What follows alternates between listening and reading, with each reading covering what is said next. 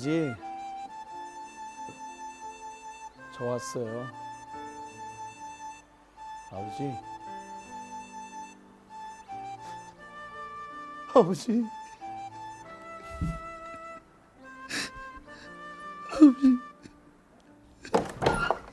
뭐든 답시고 인자 기어와. 그렇게 계속 울어봤자 아무 소용없은 게 그만 쳐 울고.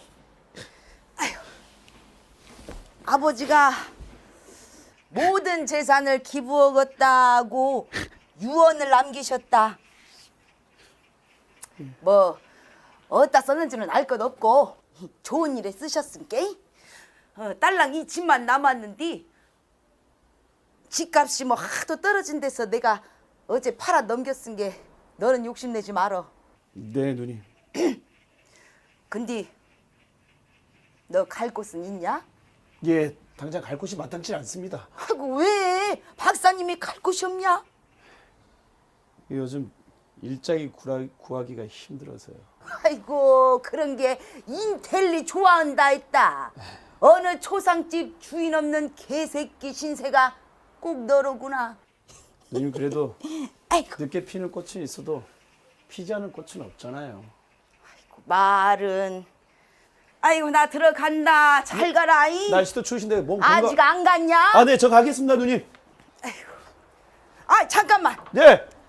너 저기 아버지 고물 자전거 좀 갖다 버려버려라 좀. 아이고. 예? 아이고. 누님. 누님.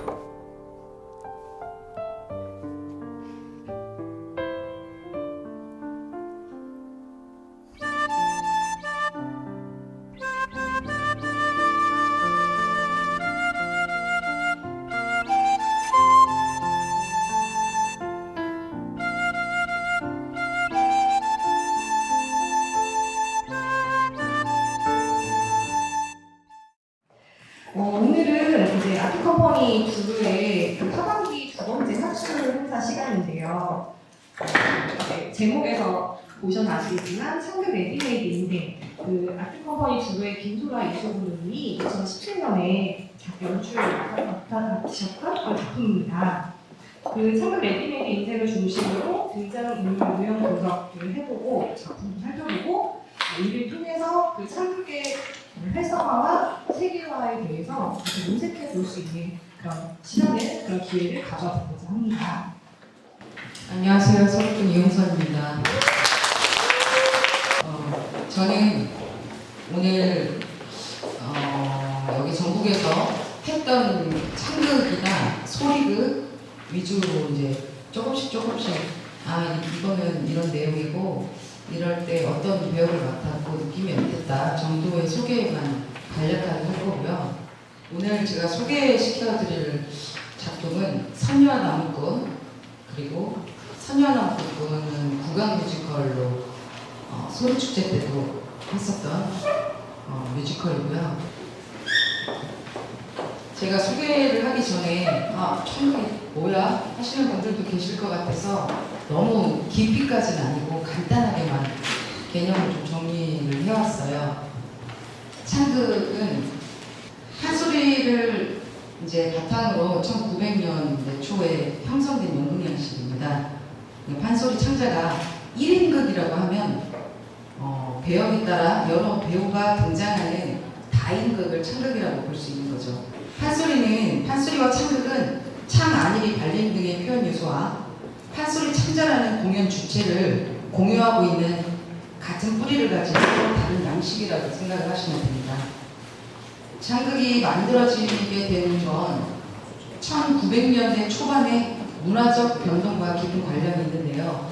1902년에 우리나라 최초의 실내 극장인 법률사가 성립이 되고 1907년도에는 단성사, 연흥사, 장안사 등의 사설 극장 등이 설립이 되면서 이 극장 문화가 더 활발해지는 시기라고 보시면 되겠습니다. 이거는 뭐 굳이 모르셔도 되고 그렇지만 우리가 그래도 창극에 관련된 거니까 한번 쭉 훑어보시면 좋을 것 같아요. 창극이라는 명칭이 지금은 좀 일반화되어 있지만 예전에는 여기 1900년대는 신연극이라고 불리웠고 1910년대는 국파극, 그리고 1920년대는 가극, 1930년대는 창극, 그리고 더 넘어와서 50년대, 60년대는 국곡이라고도 불리웠다고 해요. 선녀와 나무꾼이라는 국악 뮤지컬이에요. 이거는 지역 사람들을 오디션을 보게 했어요. 하고 싶으신 분은 오디션을 보게 해서 거기서 몇 분과 함께 했던 공연이기도 합니다. 바리톤 하시는 오유환 선생님이라고 유명하신 분인데 그분이 이제 187cm 정도 키예요. 그래서 저랑 이제 같이 선녀와 나무꾼을 맡아서 하셨습니다. 이제 최초는 아니지만 바리톤과 소리꾼의 만남이었죠. 네, 선녀 역할은 저는 평상시 말투가 소리꾼처럼 말투가 그래요. 근데 선녀라서 조금 예쁘고 앙상한 가지처럼 이렇게 표현을 해주시라는 거예요. 여기에 이제 꽃사슴이 이제 선녀 목욕하는 부분입니다. 무대가 커가지고 이때가 모학당이었나요? 아무튼 무대가 커가지고 이 스모그를 밑에 깔아서 약간 구름과 물 분위기를 내고 조명이랑 살려서 이제 저 뒤에 부분이 주민분들이에요. 주민분들하고 저기 서 계신 분들은 이제 무용하시는 분들.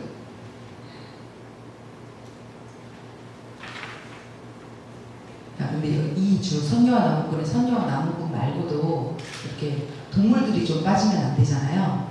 이 동물 선녀와 나무꾼 이야기는 아시죠? 네, 그 이야기를 바탕으로 거의 그대로 했고요. 저기 가운데에 있는 사냥꾼은 연극하시는 분, 연극이나 연출을 하시는 분인데 저 사냥꾼이 동물들을 꼬셔서 선녀한테 지금 아버지가 많이 아프니까 여기서 나무꾼하고 놀지 말고 빨리 올라오라고 소문을 내라. 그래서 이제 소문을 내가지고 선녀가 밑에서 나무꾼하고 이제 잘 살고 있는데 저렇게 소문을 숲속에서 풀케로 갔다가 숲속에서 소문을 듣고 주저앉아요. 그래서 나는 어떻게 이 아이들과 남편을 버리고 가야 되나 하면서 이제 노래하는 부분이에요. 그래서 이제 꽃사슴에게 하소연을 난 이렇게 아이들을 두고 갈 수는 없는데 하면서 하소연하는 부분이고 일부러 스토리에 맞춰서 장면을 지금 가져왔거든요. 그리고 결국은 올라가고 나무꾼은 선녀를 찾으러 와요. 우리 처음에 두레박이라는 글씨가 처음에 있었죠. 선녀와 나무꾼. 춤추는 두레박. 이 두레박을 타고 하늘로 올라와요. 그래서 이제 잘 먹고 잘 자랐답니다.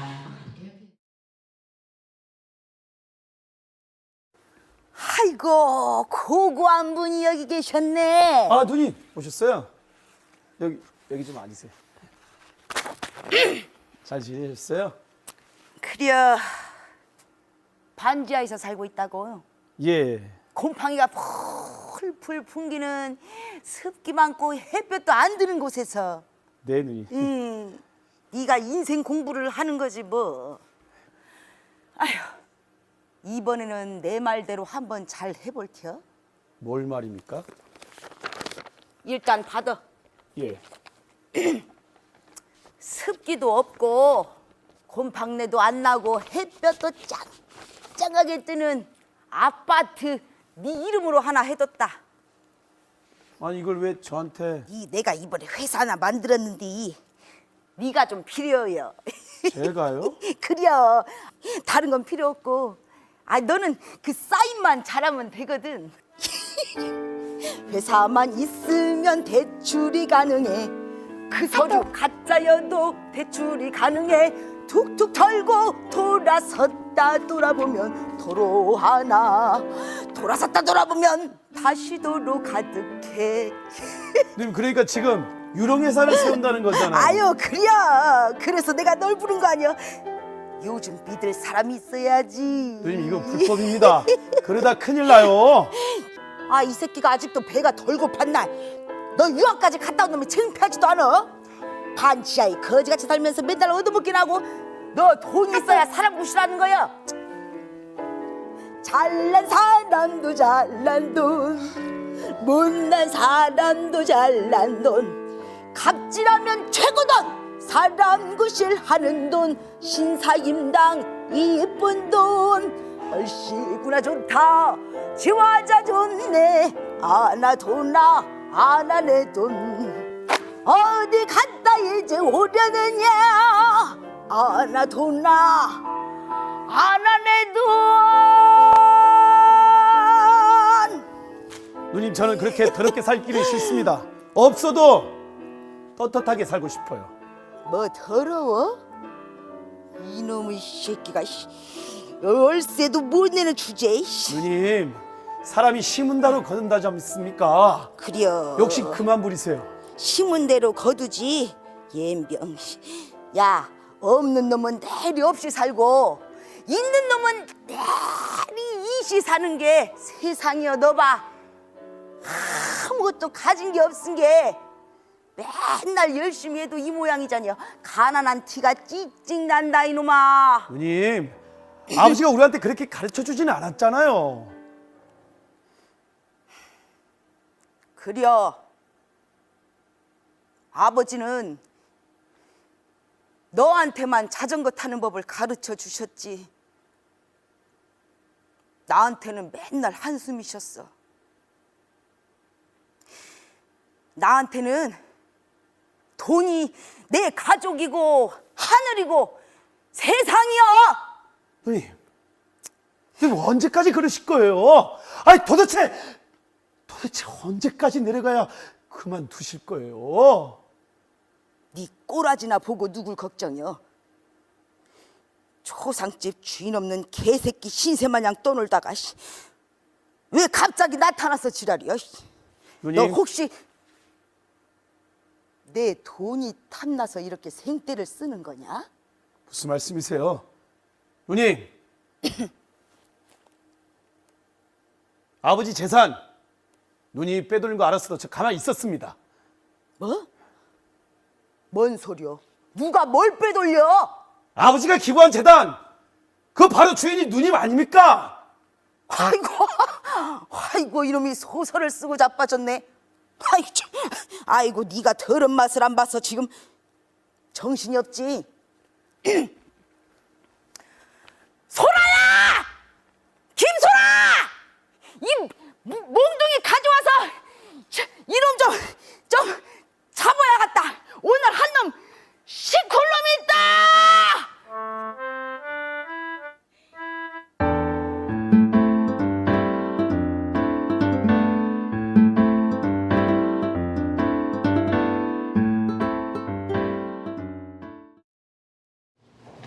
네. 어떻게 했으면 더 좋았을까요? 네, 맞습니다. 물어봤으면 좋았겠죠. 근데 우리 부부들 사이에서 잘 물어보세요.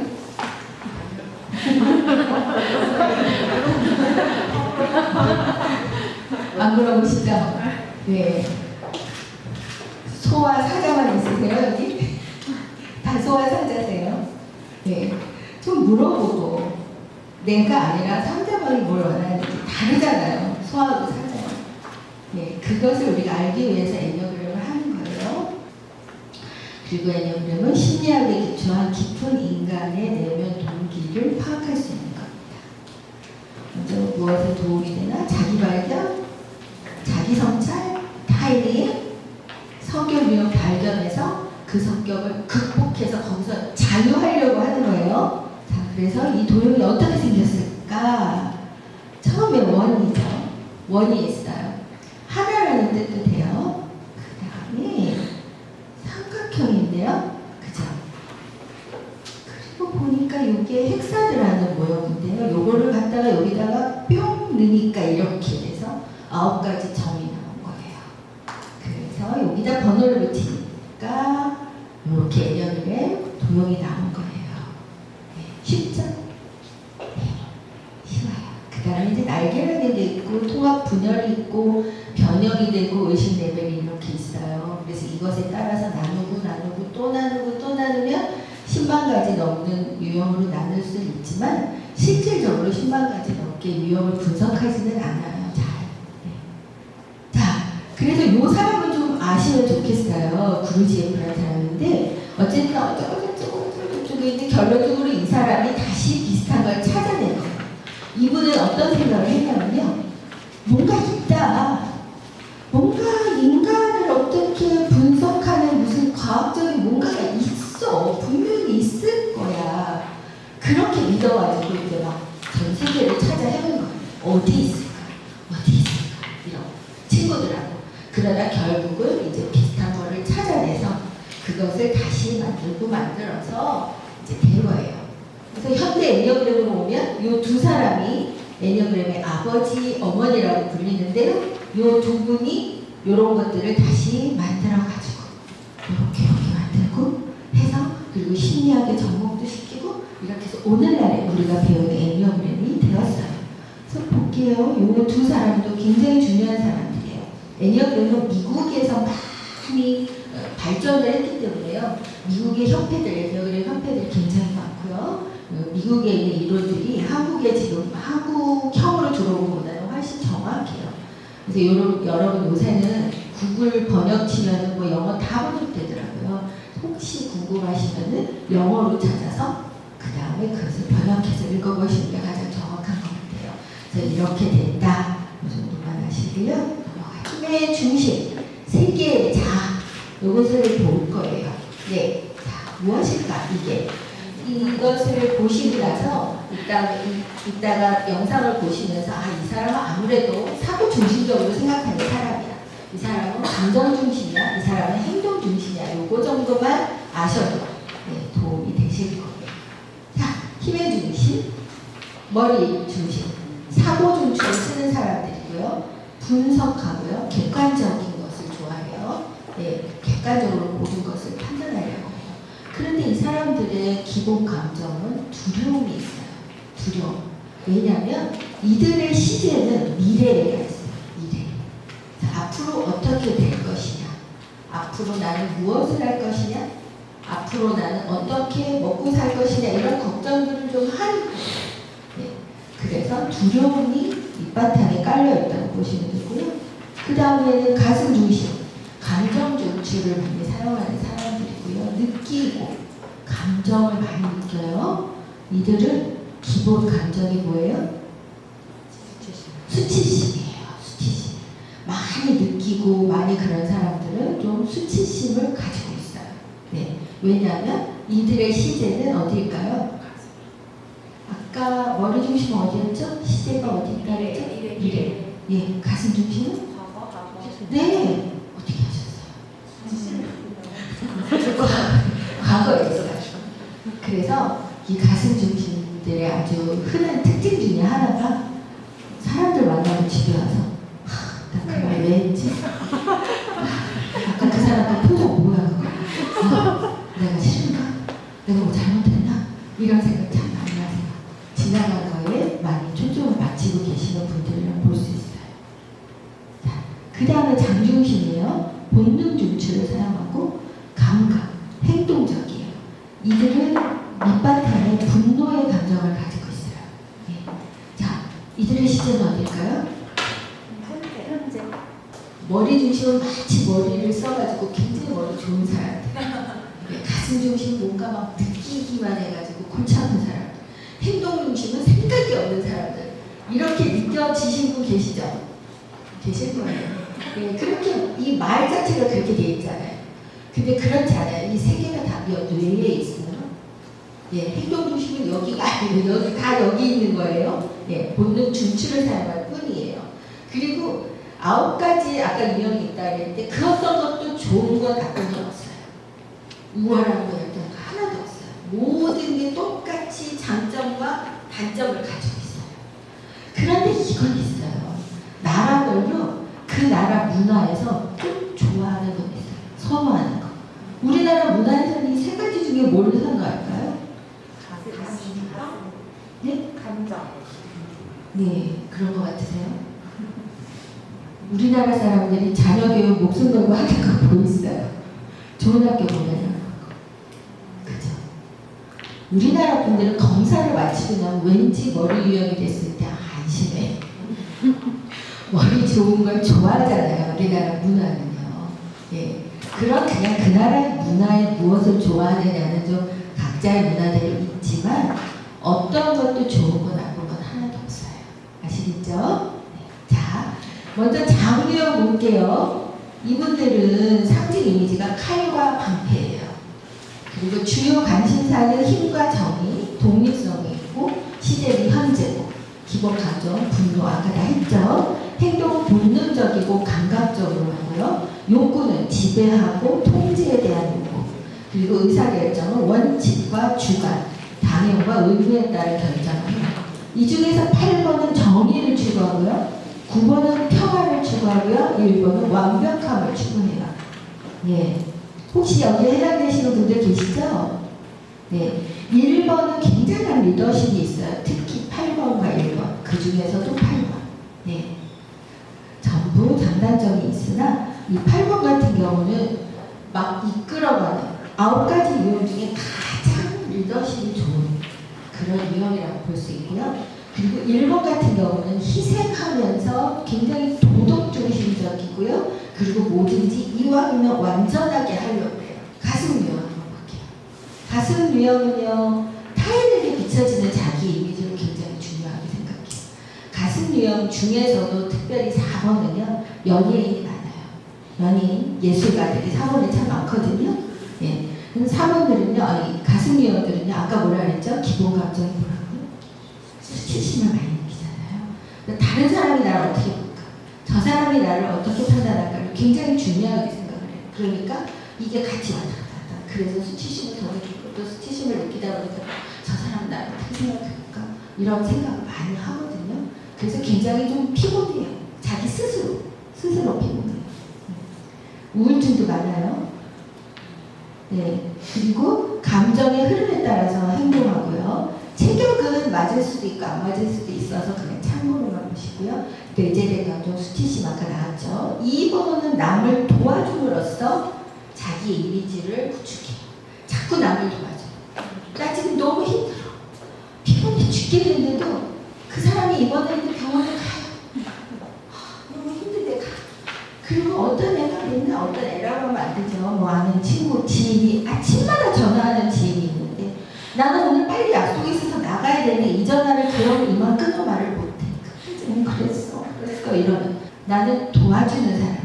나는 좋은 사람이야 되고 싶은 거예요. 그래서 실제로 그 마음속을 내려다 보면은요 보상 심리가 있어요. 어떤 사람은 그래요. 나는 아무것도 바라는 게 없어. 그냥 난 정말 도와주고 싶은 거야 라고 말하지만 정말 그 마음 밑바탕에는 최소한 너무 고마워. 너 정말 좋은 사람이라는 말이라도 들어야 돼요. 근데 그걸 계속 못 듣고 어떤 사람이 계속 뻔뻔하게 계속 도움만 받으면 이 2번이 화가 나요. 그 다음에 3번은 어떻게 하냐면 성취욕이 있어요. 그래서 성취함으로 인해서 자기 이미지를 구축해요. 그래서 어떤 이 3번들은요 굉장히 열심히 살아요. 굉장히 열심히. 퇴근하고도 나의 승진에 필요한 공부가 있으면 거기 가서 밤까지 공부하고요. 굉장히 열심히 노력하면서 자기의 성취를 위해서 그러는 사람들이에요. 그러면서 거기서 나의 이미지를 찾는 거예요. 나는 성공한 사람. 4번은 어떻게 해요? 독특함으로 나의 이미지를 찾는. 그러니까 여러분들 자녀 중에 4번 있으면 굉장히 못 찾아요. 이 가슴 유형들은요 타인과의 관계를 굉장히 중요하게 생각해요. 그래가지고요 예를 들면 제가 이제 보세요. 여러분들 스타디 그룹을 만들어 봅시다. 3명씩. 그러면요 머리 유형들은 어떤 사람들을 같은 편 하려고 그럴까요? 좀 아는 것 같은 사람들. 내가 저 사람의 지식이나 뭐를 좀 도움받을 수 있는 사람 같아요. 장유형은 뭔가 같이 으쌰으쌰 할 수 있는 막 답답한 거 싫거든. 근데 가슴유형은 어떻게 하는지 아세요? 결과에 상관없어. 나랑 친한 쟤. 난 쟤가 왠지 꽂혀. 그러면 같이 해요. 그게 뭐 성공하든 말든 상관이 없어요. 이게 가슴이에요. 네, 그래서 밑에 나오죠. 의사결정을 나랑 관계된 사람이랑 해요. 자, 머리 중심 유형이에요. 이들의 이미지는 망원경이고요. 관심 분야는 상황 분석을 통해서 자기 방어에 관심이 있어요. 그리고 사고하고 또 심사숙고하는 사람들이에요. 내재된 감정, 두려움, 시대가 미래가 있다 그랬죠. 욕구는 인정이에요. 인정받아야 돼요. 그리고 의사결정은 논리와 이상, 타당성. 5번은 지식을 추구해요. 공부 제일 많이 하는 사람들이에요. 아인슈타인 5번 유형이죠. 네. 그리고 6번 안전을 추구해요. 안전 추구. 막 두려움이 많고 그래 안전을 굉장히 중요하게 생각하기 때문에 돌다리도 두들기고 건너요. 그래서 살짝 결정장애가 있어요. 7번은 즐거움을 추구해요. 즐거움. 그래서 5번은요. 무엇을 보고 두려움을 갖고 보고 그것도 영화 내 거를 만들어야 돼요. 그래서 어떻게 하는지 아세요? 6번은 돌다리를 두들겨 가면서 걷는데 5번은 돌다리를 두들기고 안 걷는 거예요. 연구해야 돼요. 네, 그런 분들이에요. 그래서 때때로는 조금 답답함을 느낄 수도 있으나 이분들은 굉장히 깊이 있게 지식을 파고들고 그런 분들이에요. 네. 근데 7번이 머리형 같지 않은 7번이고요. 3번은 가슴형 같지 않은 3번이고요. 9번은 장형 같지 않은 9번이거든요. 근데 7번은요. 딱 보면은 머리형 같지 않아요. 굉장히 조금은 산만해 보이고 많은 일을 동시에 할 수도 있고요. 그리고 어떤 자리에 가면은 12명이 모여 있는데 시선을 다 집중시킬 만큼 재미있는 얘기도 하고 사람들을 막 분위기를 이끌어주는 사람이기도 하고 그래요. 왜냐하면 7번은 자기 안에 있는 두려움을 회피해서 그런 자리로 도망가거든요. 그래서 이렇게 보세요. 머리 가슴 장으로 나누고 다시 거기서 세 가지 유형으로 나누는데 세 개가 이렇게 다르죠. 그래서 너는 머리 유형이야. 그래서 그 사람을 판단하고 막 그러시면 안 되는 거예요. 그렇기 때문에. 아시겠죠? 네. 요 중에서 1, 2, 3, 4, 5, 6, 7, 8, 9인데 아까 우리가 번호를 다 아셨잖아요. 네 번호가. 물론 100%는 아니겠지만 그 중에서 1번 있으셨어요? 1번 없으시구나. 2번. 네, 2번 다정다감한 뭐예요? 강아지. 맞아요? 나랑 비슷한 것 같아요. 3번요. 3번 있으시구나. 독수리. 4번. 개성 낭만. 네. 반가워요. 고양이. 5번. 박학, 다시, 부엉이. 6번. 예, 사슴. 두려움이 많죠. 사슴은 겁이 많은 독수리라고 하죠. 헌신 전문가로 되어 있는데, 이 6번은요, 정말 충실한 사람들이에요. 어떤 기관 또 어떤 상사에게 정말 충성을 다하는 아주 믿음직한 사람들인데요. 한 가지 조건이 있어요. 그 사람이나 그 기관이 내가 인정할 만해야 돼요. 예를 들어서 상사가 정말 인성으로거나 모르거나 진짜 내가 진짜 밥 먹고 살려고 이 회사를 다니는지 진짜 이러면 충성 안 해요. 네, 자기 고집이 있어요. 그래서 정말 존경할 만한 사람 밑에서는 그 누구보다 5, 6, 8 역할을 하는 분들이에요. 그래서 예를 들어서 어떤 회사에서 오너가 대표가 장유형이다. 그런데 나는 정말 나에게 충성할 사람이 필요하다 할 때 이렇게 6번을 딱 데려다 놓으면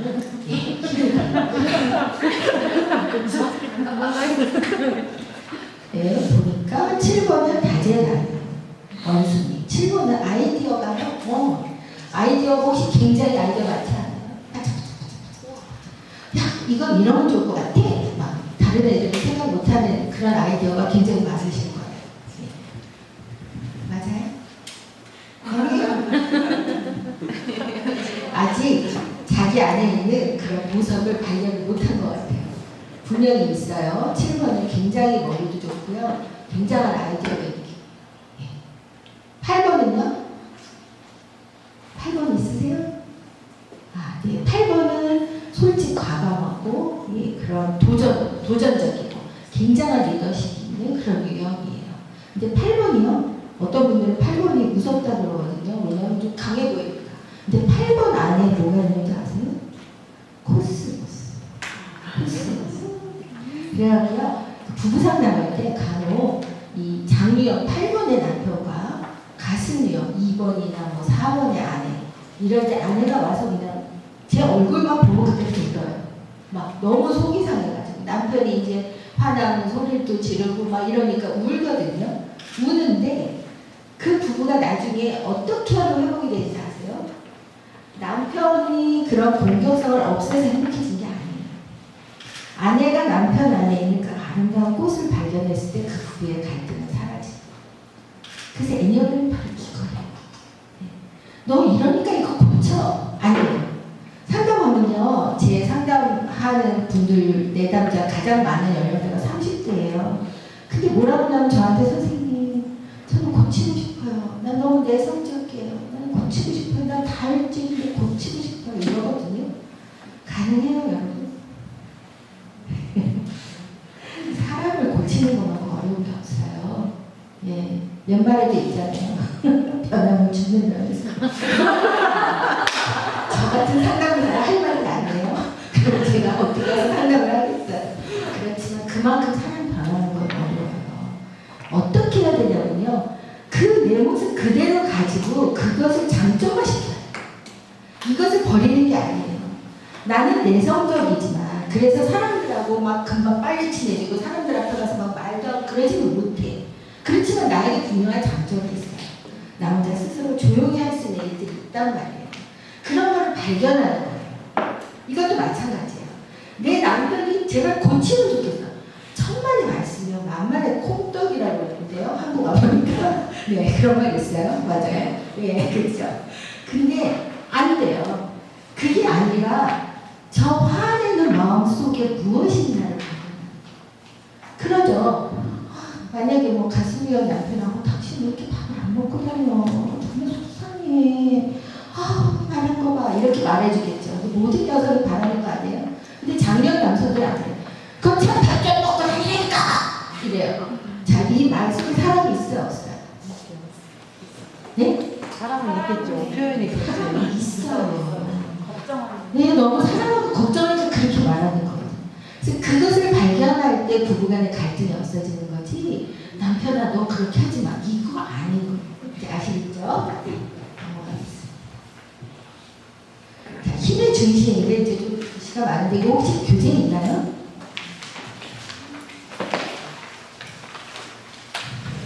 없을 가능성이 높아요.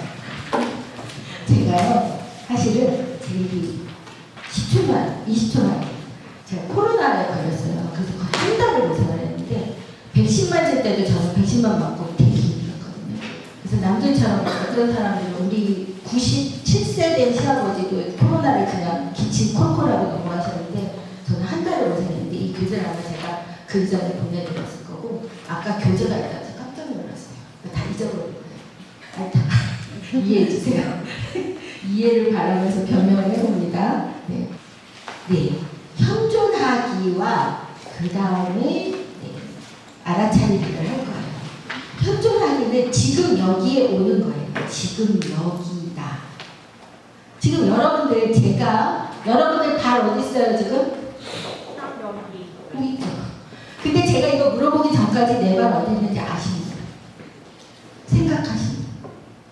혹시 하루 종일 내 발은 여기 있지, 내 발은 여기 있어, 내 발은 여기 있어, 내 발은 여기 있어 하시는 분? 안 계시죠? 예, 바로 그거예요. 근데 우리는 심리적으로 하루 종일 내 발은 여기 있어 해야 되는 거예요. 그러다가 특별히 내 발이 어디 있는지를 깨닫는 시간이에요. 이해가 안 되세요? 네. 자, 볼게요. 본능 중심은 당신은 지금 당신의 몸을 느낄 수 있는가? 어떤 자세로 앉아있는가? 이렇게 해서 여기는 본능 중심, 가슴 중심, 사고 중심으로 따로 이렇게 해놨는데요. 사실 다 묶어서 하시는 거예요. 그래서 내가 지금 너무 신경질이 나. 너무 신경질 나서 내가 애들한테 짜증내면 안 되는데 오늘 너무 짜증이 나. 그럴 때 어떻게 해야 될까요? 어떻게 하죠? 어떻게 하죠? 아이들하고 첫 번째 거리를 좀 두세요. 애들하고 계속 거기서 싸울 필요 없어요. 자, 엄마 잠깐만 방에 좀 들어갔다 올게 하고 들어가서 거기서 가만히 앉거나 누워서 생각하는 거예요. 발바닥부터 느껴봅니다. 내 발바닥은 지금 어디에 닿 있고 난 지금 어디 앉아있거나 누워서 내 엉덩이, 등머리 어디에 닿 있는지를 느끼면서 내 몸을 그대로 느끼면서 눈 감아요. 그대로 느끼면서 완전히 내 몸을 느꼈을 때 생각하는 거예요. 지금 내가 왜 화가 나지? 나는 왜 화가 날까? 생각해 보는 거예요.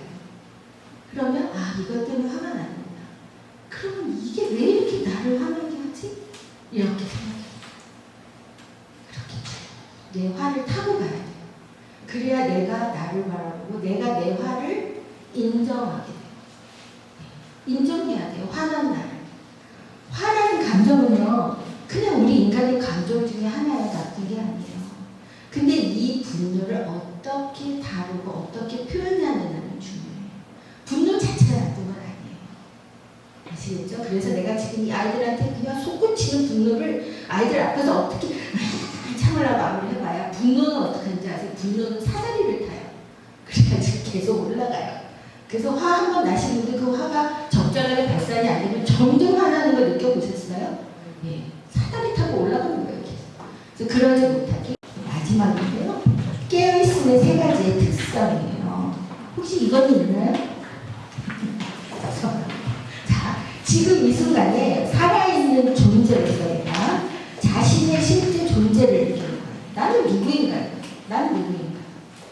그 다음에 완전 현재에 존재하며 외부의 관점이 아닌 머리끝부터 발끝까지 몸의 감각과 연관이 연결된 내면의 경험 속에 머물며 여기에는 현실에 대한 저항이 존재하지 않는 거예요. 그냥 현실에 일어나는 나는 지금 여기 있고 나는 이런 상황 안에 있다는 것을 그대로 받아들이는 거예요. 어떤 분들은요, 혹시 여러분들 그런 거 요즘 많잖아요. 명상은 조금 위험해요. 저는 권하지 않아요. 왜냐하면 명상은 주로 뭐 하라고 그러죠? 비우라고 그러죠. 근데 우리는 싹 비워질 수가 없는 존재거든요. 우리 비워질 수가 없어요. 그래서 얘를 빼내면 뭔가가 또 들어와요. 그래서 이 또 들어오는 것들이 꼭 좋은 거, 선한 거, 깨끗한 거라고 단정 지을 수가 없어요. 그래서 자꾸 비워내시면 안 돼요. 자, 예를 들어서 컵이 있는데 여기 나쁜 공기가 들어있어요. 미세먼지 가득해요. 얘를 순식간에 뺄 수 있는 방법은 뭘까요?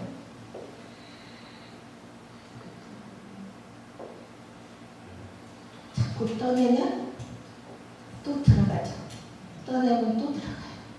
우리는 그렇게 공갈빵처럼 텅 빈 상태가 될 수 없는 존재예요. 원래서부터. 어떻게 하면 순식간에 이 이상 물을 부어요? 우가 맞다니까요. 네, 물을 확 부으면 순식간에 이 공기가 컵 안에서 없어지죠. 바로 그거예요.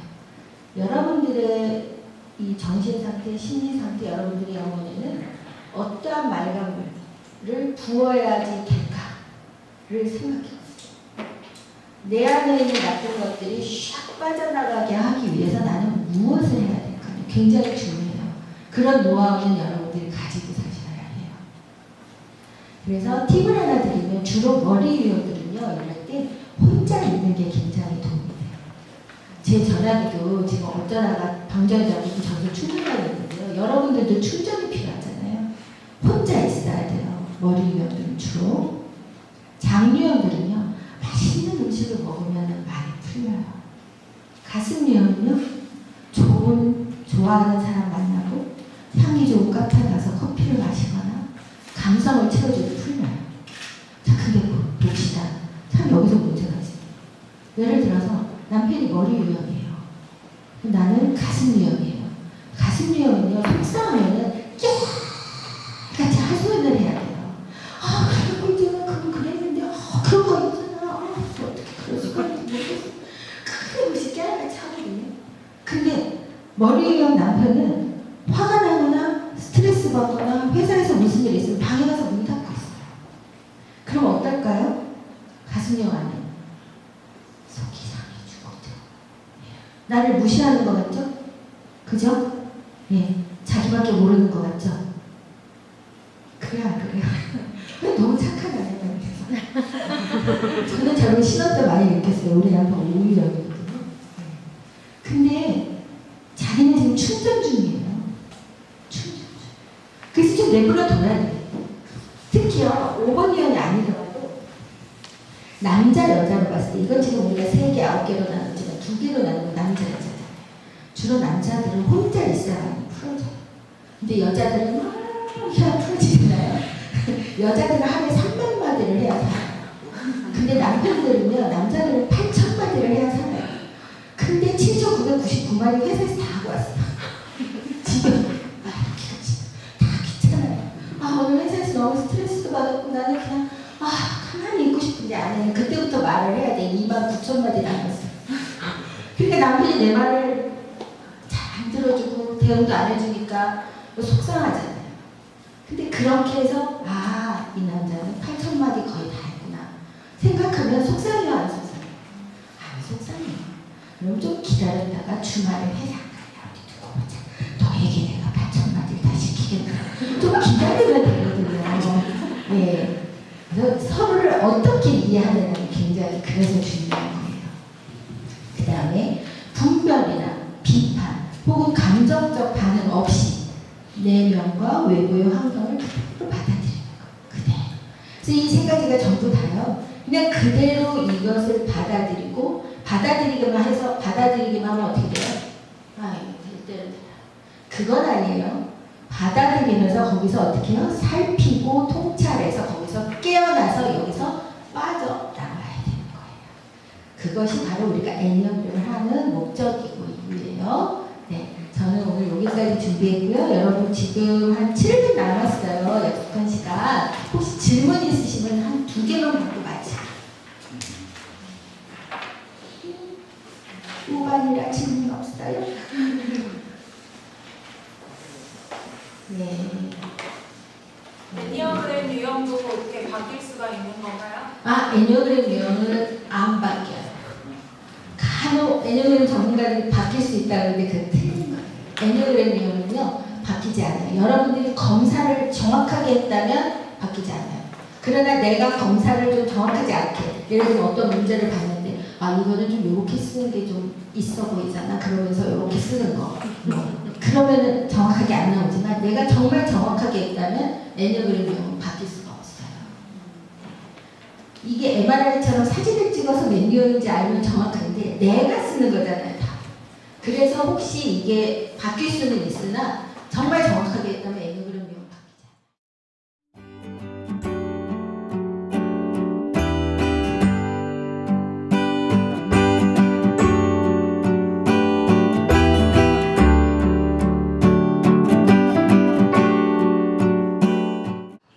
다음 질문인데요. 일단은 저희는 이제 그 순덕이랑 동탁이랑 아버지 캐릭터를 좀 이제 살펴봤는데, 그러니까 순덕이가 돈에 의지하고 악랄하게 이제 돈만 밝히는 이제 그런 인물인데요. 여기에는 그렇게밖에 될 수 없었던 순덕이가 그렇게 잘하고 그렇게 행동할 수밖에 없는 이유가 이제 아버지로부터 있지 않았나, 이제 이런 얘기들이 나왔었어요. 이제 제가 이 작품을 보지는 못했는데, 아버지가 약간 남한 성사장이 있어가지고 아들한테 더 이제 사랑을 많이 주고 기대했던 부분들이 있었던 것 같아요. 근데 이제 그 안에서 순덕이는 어떤 그런 결핍 같은 걸 느꼈을 거고, 이제 그것 때문에 더 악착같이 생존 본능이 발동을 해서 살아남아야겠다라고 하다 보니 돈에 의지하는 캐릭터가 됐고, 이제 이 부분들이 너무 이제 그 악랄한 쪽으로만 이게 비춰지는 게 아니라 약간 그렇게밖에 될 수 없는 환경적인 어떤 양면적인 모습들을 같이 드러낼 수 있도록 하면 조금 더 매력적인 캐릭터가 되지 않을까, 이제 그런 얘기를 나눴었고요. 그리고 봉탁은 이제 상대적으로 너무 우유부단한 성격의 캐릭터다. 이거 자체만을 봤을 때는 너무 매력이 없으니 이제 조금 더 입체적인 그런 캐릭터를 부여할 수 있는 것들을 조금 해주면 좋겠다, 이런 얘기들이 나왔었습니다. 그걸로 이제 몽탁이 좀 이 자기 처한 상황이나 이제 자기가 그렇게 그렇게 성격이 형성될 수 없었던 이제 그런 부분을 좀 탈피하려면 자기만의 독립적인 삶을 구축하는 캐릭터로 좀 바뀌면 좋지 않을까라는 얘기를 나누었습니다. 잘 몰라서 그게 대해서 많은 이야기를 나누지 못했지만, 그런 이렇게 아버지의 이런 순수함, 그 순수하고 자식을 사랑하는 마음, 그래서 막 재산도 막 다 기부해버리고, 그래서 쓸데없는 얘기도 했어요. 막 유류분이 있을 텐데 이게 말이에요. 이런 얘기도 했는데, 저는 이제 이 아버지의 캐릭터가 이제, 분명히 이런 캐릭터가 있어요. 이렇게 되게 훌륭하신 분들도 있는데, 그러니까 뭐 제가 이제 주변에서 그런 분 봤거든요. 어머니들은 되게 힘들게 일을 하시는데 굉장히 좋은 사람이 되기 위해서 막 자기 걸 막 다 퍼주고 막 이렇게 와서 힘들게 일해서 막 이렇게 막 좋은 옷 입혀놨더니 막 거지한테 막 옷 입혀주고 와서 막 그런 이렇게 힘든, 그러니까 가정의 그 현실을 무시하고 이상적으로 가기 때문에 나머지 식구들이 좀 힘들어지는 그런 아버지들이 좀 계시더라고요. 그래서 그런 아버지의 모습이랑 본탁이 또 그걸 그대로 닮아서 학문이라는 이상을 이제 추구를 했지만 결국에는 학위를 받고 나서 어떻게 해야 될 거라는 구체적인 것들이 없잖아요. 이 아버지도 실제적인 상황을 알았으면 뭐 이렇게 기부도 좋지만 학위를 받고 나와서 일자리도 별로 경험치 못할 거고 가정이 있는 아이가 그 바로 살집도 제대로 구해지지 않는다는 걸 알면 적어도 살집 정도는 마련해 줄 텐데, 그러니까 그런 좀 이상의 사로잡힌 현실을 모르는 그런 아버지의 모습들, 또 그런 것 때문에 수덕이가 어머니랑 같이 고생을 하지 않았을까라는 생각이 들어요. 그런 부분들에 있어서 딸이 맏딸로서 그런 이야기를 나눴습니다. 저 아까 전에 그 교육 받았던 애니어그램을 좀 보면서 그 성격을 이제 어느 캐릭터로 하면 조금 더 이 작품이 좀 더 그런 갈등 구조가 더 잘 살아가고 그럴까 생각해봤는데, 우선은 누나 캐릭터는 그 좀 8번 유형인데 좀 삐뚤어진 8번이었잖아요.